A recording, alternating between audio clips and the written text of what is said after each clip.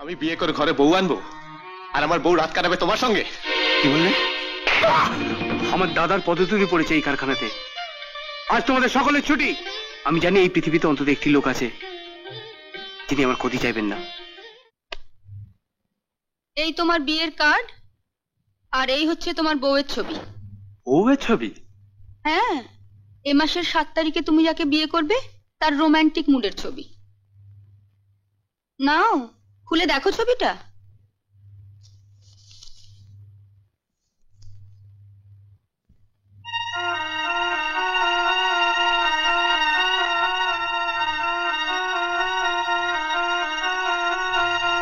তুমি কাল দিদিকে নিয়ে বেরিয়ে যাবার পরেই ভিজতে ভিজতে এলো। সারা রাত দাদার ঘরে থেকে ভোরবেলা উঠে চলে গেছে। বড় বৌদিকে দেখিয়েছো এই ছবিটা?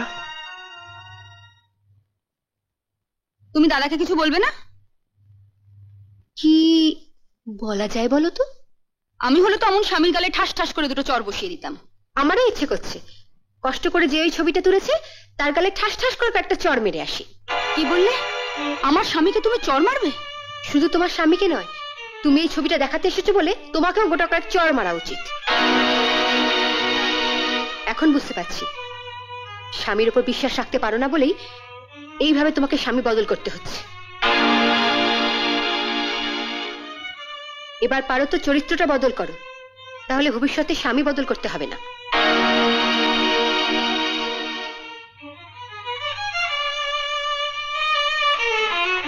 এত বড় সাহস! ছবিটা দেখে বললো তোমাকে আর আমাকে চড় মারবে। বললো তুমি চলে এলে, দিলে না কেন দুটো চড় বসিয়ে? শোনো, দাদা বেরিয়েছে, ফিরে এলেই তুমি ছবিটা দেখিয়ে কৈফিয়ত চাও। না মেজো বৌদি, আমি আজই অফিসে কাজে কলকাতার বাইরে চলে যাব। এখন কাউকে কিচ্ছু বলবো না। কিচ্ছু বলবে না? বলবো। এখন কোপটা মারলে সেলাই করার সময়টা পেয়ে যাবে। এমন সময় কোপটা মারবো যখন আর সেলাই করার সময়টা পাবে না।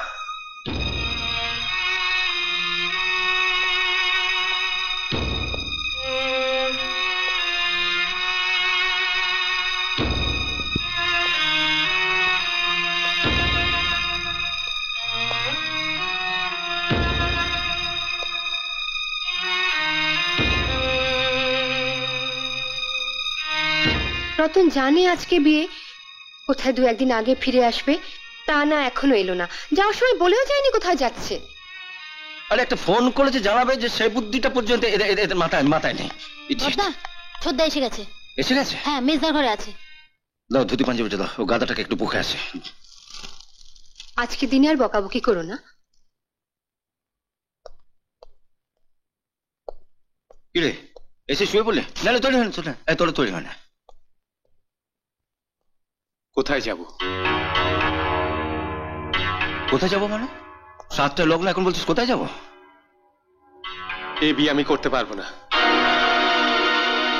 বিয়ে করতে পারবি না? না। কেন? কেন?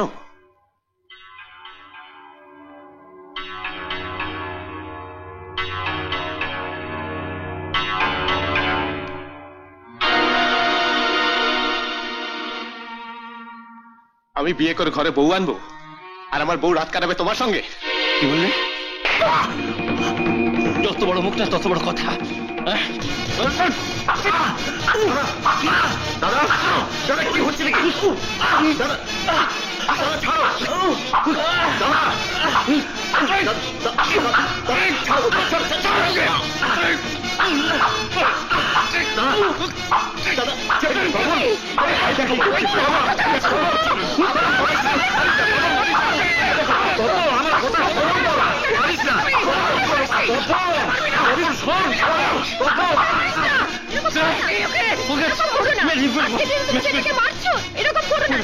ওরা এত বড় সাহস আমায় বলে কিনা, রাস্কেল।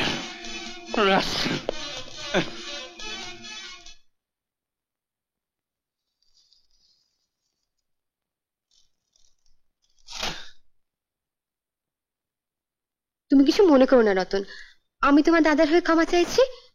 যাও তাড়াতাড়ি তৈরি হয়ে নাও। না, তুমি তোমার বরকে সাধু ভাবতে পারো, কিন্তু ওই ছবি দেখার পরে নোংরা মেয়েকে আমি কিছুতেই বিয়ে করতে পারবো না। কি বলছো কি তুমি? আর 2 ঘন্টা মধ্যে বিয়ে লগ্ন, মেয়েটা যে লগ্ন নষ্ট হয়ে যাবে। লগ্ন ভ্রষ্টা হোক আর যাই হোক, আমি ওকে বিয়ে করতে পারবো না। কোথায় কি যাচ্ছ? হচ্ছে কি? দোহাই তোমার রতন, এভাবে একটা মেয়ের জীবন তুমি নষ্ট করো না। সরো। ওরকম একটা বাজে মেয়ের জীবন বাঁচাতে গিয়ে ও তো আর নিজের জীবন নষ্ট করতে পারে না। এখন এসব কথা আসছে কেন? তোমার মেজ ছেলে তো শুনলাম অনেকদিন আগে ছবিটা তুলেছিল, তখন রতন বলেনি কেন? একেবারে বিয়ের দিনে। বুঝলে না বাবা, এরা 3 জনে মিলে বর্দাকে অপদস্থ করবার জন্য প্ল্যান করে এটা করেছে, যাতে ঝিলিক লগ্নভ্রষ্টা হয়। ঝিলিক লগ্নভ্রষ্ট হবে না। দেখি ধুতি পাঞ্জাবির প্যাকেটটা দাও, দাও। এত তাড়াতাড়ি তুমি পাত্র কোথায় পাবে? তুমি আজ সন্ধ্যা ঝিলিকের বাড়িতে যাও, আমি পাত্র নিয়ে যাচ্ছি।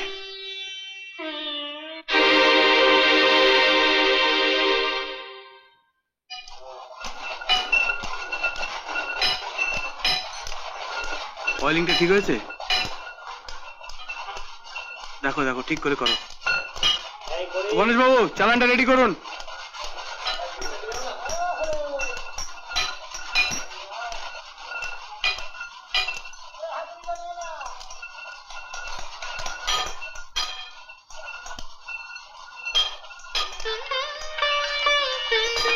দাদা আপনি?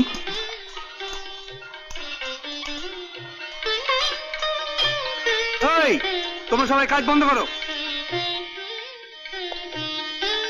আজ আমার ভগবান, আমার দাদার পদতুলি পড়েছে এই কারখানাতে।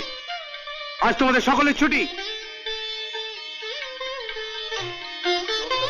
নমস্কার স্যার।